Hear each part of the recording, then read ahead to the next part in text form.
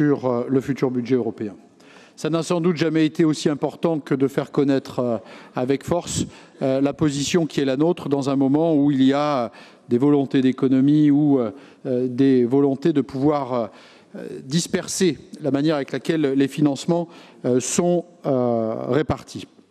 Il y a là une volonté aussi pour nous de marquer ce que nous souhaitons, d'avoir un pilotage de proximité. Vous l'avez dit, vous l'avez rappelé à plusieurs, nous sommes attachés à cette régionalisation, de la même manière que nous sommes attachés à des politiques de cohésion qui soient particulièrement fortes, dans leur diversité, de ce que ça nous permet au titre des aménagements ou de ce que ça nous permet au titre de l'agriculture. Je suis allé à Bruxelles il y a quelques mois, comme je suis allé à Turin avec Pierre Oliver et Nicolas d'Aragon. On a eu l'occasion, dans les deux cas, d'abord de constater la place qu'occupe notre région, avec une implantation de nos équipes qui, au quotidien, soignent les intérêts de notre collectivité territoriale et soignent les intérêts des bénéficiaires des fonds qui peuvent être mis à leur disposition. Le système, en tant que tel, fonctionne. Il faut que nous puissions le poursuivre et c'est pour cela que nous devons ici, avec détermination, dire ce que nous souhaitons. À défaut, c'est bien des projets qui ne pourraient pas être accompagnés. Je veux ici que nous évoquions quelques exemples. Au titre du FEADER, par exemple, ou l'abattoir de Saint-Romain-de-Popé, où j'étais il y a quelques jours seulement, a bénéficié d'un soutien de 700 000 €. Je pense aussi, Raymond, à la ferme des Délices, où nous étions allés ensemble, qui, située à Saint-Cyr-les-Vignes dans la Loire, a été ravagée par un incendie. Là encore, nous avons su les accompagner.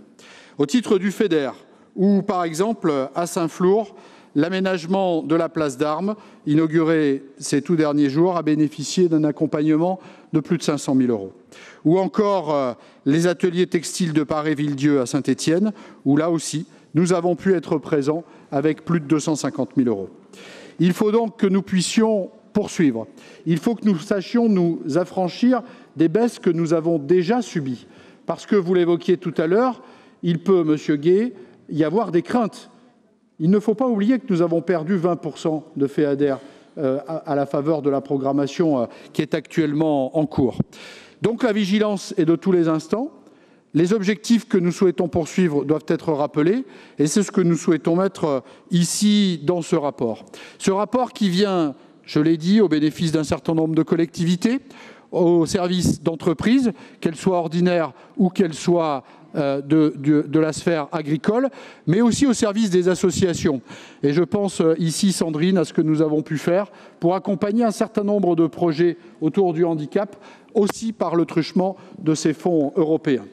Ces fonds, c'est aussi le soutien et l'accompagnement des élus qui y sont engagés.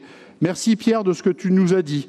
Tu l'as dit aussi du travail conjoint qui est mené avec Nicolas d'Aragon d'une manière transversale de ce que les fonds européens apportent sur notre territoire. Mais vous avez été plusieurs à l'évoquer. Les fonds européens, c'est souvent ce que nous pensons du côté de l'agriculture, Olivier, et de ce travail, je le dis parce qu'il n'est pas là aujourd'hui, conduit par Emmanuel Ferrand au quotidien et là aussi avec énormément de détermination. Pour autant, quand on regarde ces sujets des fonds européens, de ce que nous faisons d'une manière générale avec l'Europe, de cette proximité que nous voulons sur notre territoire, de cette volonté toujours que nous avons de travailler à cette échelle-là, ça n'est pas non plus accepter tout. Et le Mercosur qui est de nouveau dans notre actualité, c'est l'occasion aussi de dire que là, par exemple, eh bien évidemment, nous n'avons pas la même volonté d'adhérer à ce qui pourrait nous être proposé. En tous les cas, voilà les éléments qui nous réunissent sur ce rapport. Voilà ce que nous souhaitons pouvoir porter. Voilà ce que nous souhaitons pouvoir offrir à l'ensemble des bénéficiaires qui attendent déjà la prochaine programmation. Ce que je ne manquerai pas d'ailleurs à la faveur de ce rapport qui, je l'espère, sera voté avec la plus grande majorité, que je ne manquerai pas d'aller personnellement aussi porter du côté de Bruxelles. Nous en venons à l'examen des amendements.